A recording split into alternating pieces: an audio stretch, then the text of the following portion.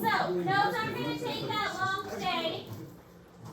Just a few notes. Continuing on with the sun, we're going to talk about the stability. Now, we had a bell work last week talking about stability because I kind of did them a little out of order. But we're going to continue on with that today. So this will be a little bit review because you already had some bell work about this.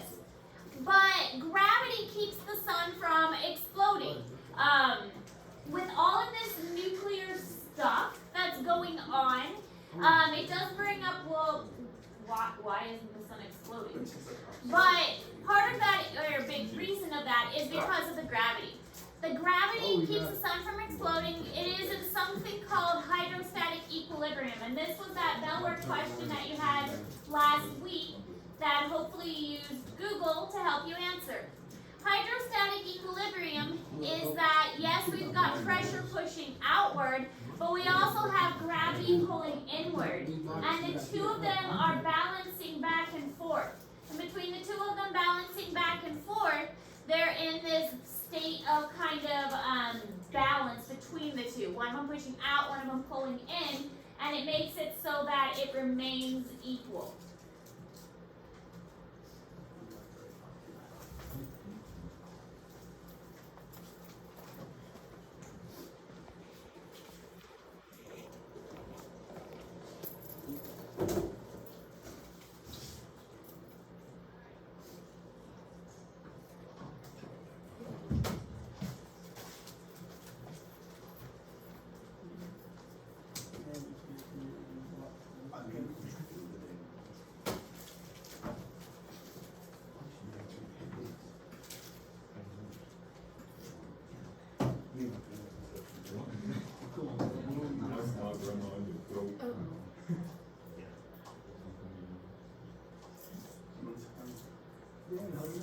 So the pressure of the gas pushes out and gravity pulls in. The two kind of cancel each other out. Thankfully, it's balanced enough that the two are able to cancel each other out without much trouble.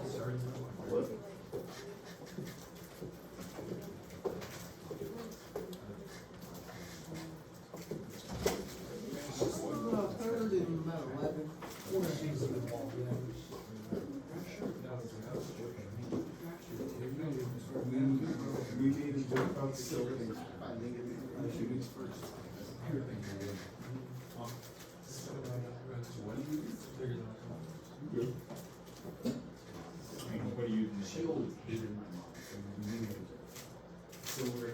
Silver. Not really.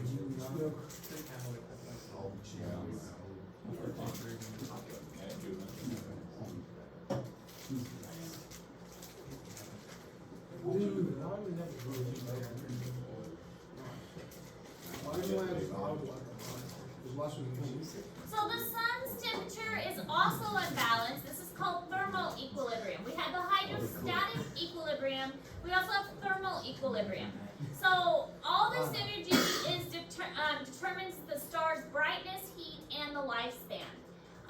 So remember we talked about how different stars have different colors. There was like the blue and the reds, and our sun is a yellow sun.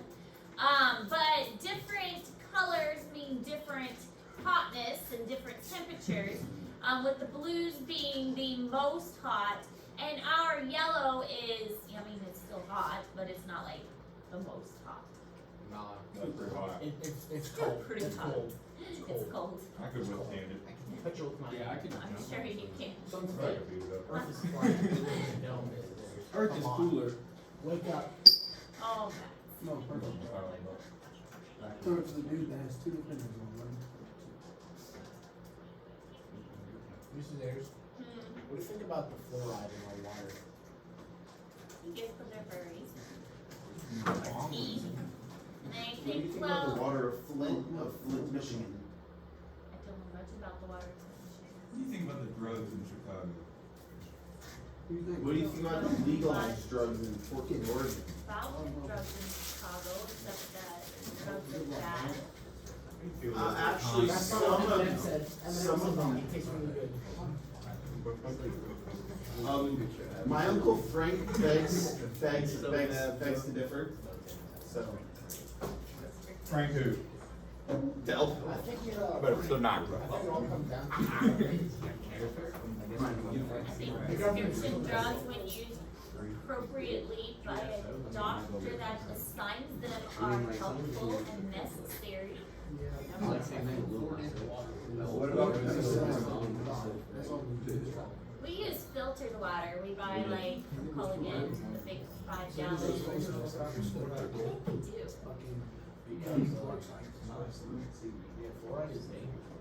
But I have no room to talk because I have boring.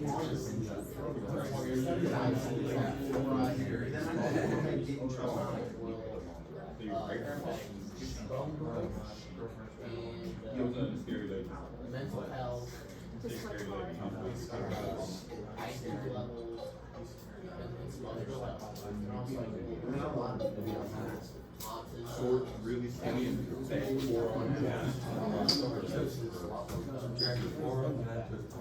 a lot more people who are also using bottled and filtered water. So how is that?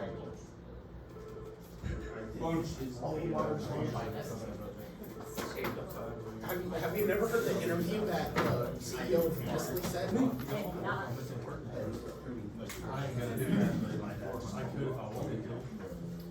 Okay, that's fine. Jacob, you just got here and you're leaving me. Alright, so, there's enough hydrogen in the sun's core to allow for nuclear fusion for about 10 billion years. I think 10 billion, that's a good amount of time. No, it's not. Over the next 1 to 3 billion years, the sun will get bigger and hotter and eventually turn into a red giant. Now, we talked about the life cycle of stars. And so, because we've talked about the life cycle of stars, we already knew that the next stage was going to be the red giant. And then after the red giant, what's going to happen next? The nuclear fusion. Well, what's the next stage after the red giant? On the supernova. And then it's eventually going to turn into a White dwarf. white dwarf. Yeah, good job. But yes, white dwarf. So, our universe has been around for 14.6 billion years. And so we're kind of at like the end of our sun's existence. So our sun, it doesn't have a whole lot of time left. I mean, yeah, we're talking billions of years, so we don't have to worry about it because we're not going to live for, another 1 to 3 billion years, and who knows what the planet's going to look like in 1 to 3 billion more years. Earth hasn't even been around that long.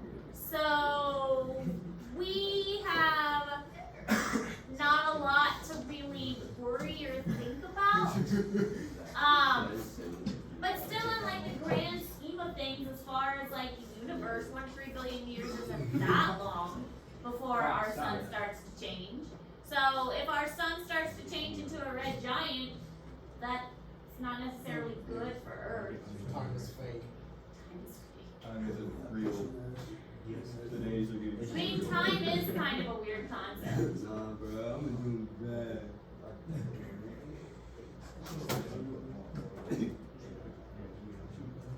Hell no, that's not. Dude, I don't know. I've been doing. I got this one. Just been doing this. Just whining over it. You straight the breathing.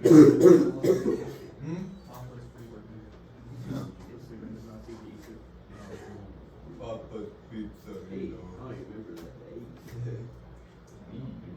I still don't have it. Yeah, do you think I'll hit level 150 before you get 100? Probably. Do some simple math, bro. I'm at 100. So Earth will become uninhabitable in about 1.2 billion years. No sunlight means no plants, means no oxygen, means no animals. But it's like you have to get more. So yeah, without the sun, we all die. Nah, it's fine. True, I mean, yeah, we won't be here, like me, myself, and my children. We're not gonna be here, so why does it matter? But, I mean, in 1.2 billion years, who knows? Who knows what things are gonna look like? But the Earth is gonna die in 1.2 billion years because no sun means no plants, means no oxygen, means no animals. And as we were just saying, a white dwarf is most likely going to be the result. You hear about Pluto had its first rotation in like 200 or 400 and something years, I think. But No, I didn't. But good for them. It was like They had their first year. Yeah. Yeah. Took it forever though. It was like first is it rotation or revolution? Rotation. Rotation in like 17 seconds.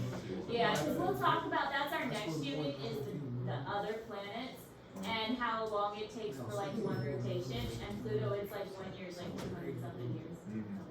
Yeah. That's funny. so No. you say no sunlight equals no plants, no plankton equals no oxygen equals no heating. So does plankton in the ocean need sunlight?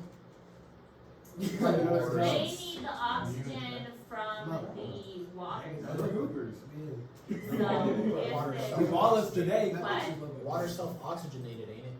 Because H2O. plankton, Surprised that you're not. yeah, but if all the oxygen is gone, but most of the oxygen on the planet comes from the ocean and plankton in the ocean that produces oxygen. I try and plankton doesn't really produce Well, oxygen, it's it has like- to get somewhere.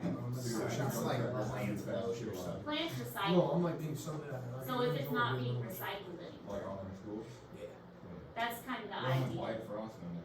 Plants recycle the And then cut it oxygen. with a hand. Like, we breathe out carbon dioxide, and if plants aren't recycling that carbon dioxide anymore, then it's not being turned into oxygen anymore. So then the carbon dioxide is just building up, and there's nothing to recycle that carbon dioxide. That's the problem. He Carbon dioxide builds up, and there's nothing to recycle it back to oxygen anymore. One day. So Frost started plants to that steam only up make up on about the 10% of our oxygen can And we're sitting in place. There's nothing to Recycle, recycle it back to. can recycle 90% of the oxygen that comes from the ocean. Yes, plants recycle the oxygen back. The carbon dioxide. You're in, Sounds fishy. we were in my geometry class freshman year. Frost got No his- pun intended. He got a, There's a conspiracy he got his theory. print on his Conspiracy table theory. and said he was in town. And he came in, sat down right next to me, and Miss Blakemore was like, "You're back in this class, are you?" And he was like, and he got kicked out. While billions of stars are scattered throughout the universe, the one at the center of our solar system plays a special role for us here on Earth. It tastes like fever. Our sun formed about 4.5 billion years ago in the Milky Way galaxy's Orion spur. It was born when a cloud of dust and gas, known as a solar nebula, collapsed. And in the middle of this formation, matter condensed into a burning ball of gas that could fall from the sun. So you're telling me you remember? The sun's fiery nature, along with a tremendous gravitational pull and an extensive magnetic field, helped it to become the heart of our solar system. funny. The sun can be divided into 6 layers or regions: the corona, the chromosphere, I was born. the photosphere, the convective and radiated zones, and the core. In terms of atom count, the sun is about 91% hydrogen, the sun's fuel, 8.9% helium, and 0.1% heavier elements, such as carbon and nitrogen. Holding up this symbol on my nose. Due to the sun's extreme temperatures, these elements stay in a gas-like phase called plasma. Yeah. In the core, temperatures reaching at least 27 million degrees Fahrenheit, combined with the sun's powerful gravity, fuse together hydrogen molecules to create helium. Called thermonuclear fusion, this releases an enormous amount of energy in the form of radiation, electricity, solar wind, and, as we experience on Earth, life-giving heat and light. Such volatility is contained thanks to the sun's tremendous gravity. It's strong enough to hold the solar system intact and is primarily due to the sun's size and mass. Our sun is the largest and most massive object in the solar system. It's more than 100 Earths wide and could theoretically fit all 8 planets inside nearly 600 times. Damn, look at you, Mom. It also contains approximately 99.8% of all the mass in the solar system. Because of this mass, the sun has a great pull on the fabric of space, creating a gravitational force that causes nearby planetary bodies to be drawn toward it. This gravitational pull allows the sun to hold together a system of 8 planets, potentially dozens of dwarf planets, at least 170 moons, and countless comets and asteroids. Without the sun's gravity, these celestial bodies would drift off into deep space. Another critical property of the sun is its magnetic field, which encapsulates the entire solar system. Called the heliosphere, this force field protects the planets from harmful cosmic radiation. It's caused by the sun's plasma pushing electrically charged particles toward the star's poles. This process turns the sun into a giant magnet. Although the sun's magnetic field is invisible to the naked eye, its effects are noticeable. On the sun's surface are dark areas called sunspots, which mark strong pockets of magnetism. On Earth and on some of the other planets, the sun's magnetic field interacts with their atmospheres, resulting in beautiful auroras. Yeah, he does. That's what's like all old guys. Despite its size and strength, the sun will not last forever. My grandma always told me. In about 6.5 billion years, it will run out of its hydrogen fuel, expand to envelop Mercury, Venus, and even Earth, and then collapse into a small star known as a white dwarf. In the meantime, the sun will continue to play a critical role in the system that bears its name. The sun's protective magnetic field, tremendous gravitational pull, and ability to create vast amounts of energy will protect, contain, and give life to our solar system. Gotta find your biological grandpappy. Okay, so that's all the notes for today. You do have a new assignment. I'm not sure if I posted it. Let me You check. posted it. I did? Yeah. Alright. So your new assignment is the Sun article, which is in Google Classroom. It's due Friday. We'll have time to work on it tomorrow because, as I said, tomorrow some people will be missing due to the ACT. So tomorrow will be a work day to get caught up on that. Any questions? Why is space so confusing?